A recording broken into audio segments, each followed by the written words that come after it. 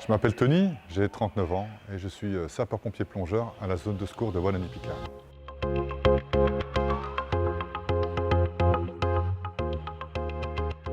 La plupart des pompiers commencent la partie sportive et avec le métier de pompier se rendent compte qu'on peut complètement aménager les deux, adapter les deux, et c'est ce que la plupart font.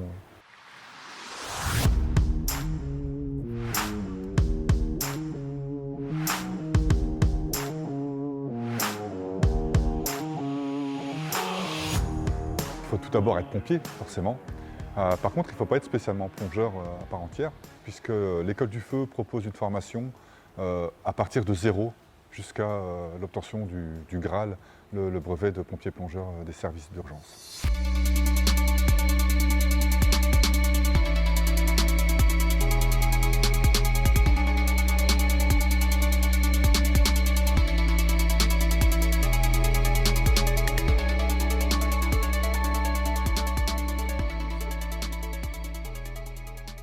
La mission première, c'est du sauvetage aquatique. Donc c'est la personne qui est à l'eau, intervenir le plus vite possible, la ramener hors de l'eau, en vie.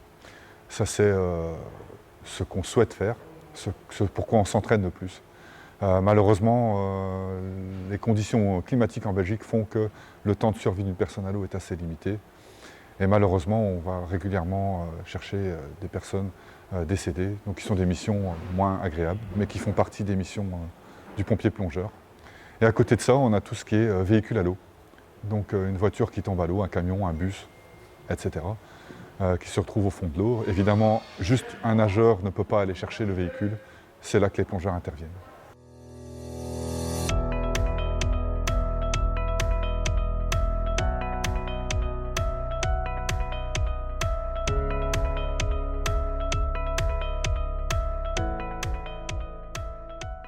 On essaye de faire des entraînements très réguliers. Il y a un minimum légal de 6 plongées par an. On essaye de dépasser largement ce cadre légal de manière à être prêt à toute éventualité. Généralement, les plans d'eau sont difficiles d'accès. On passe par des petits chemins. C'est difficile de trouver l'endroit exact. Le point de mise à l'eau idéal qui nous permettra de nous mettre à l'eau en sécurité, mais aussi d'en sortir en sécurité et éventuellement de sortir une victime. Donc tout ça, ça demande beaucoup de travail en amont de l'intervention. C'est ce qu'on fait pendant les exercices.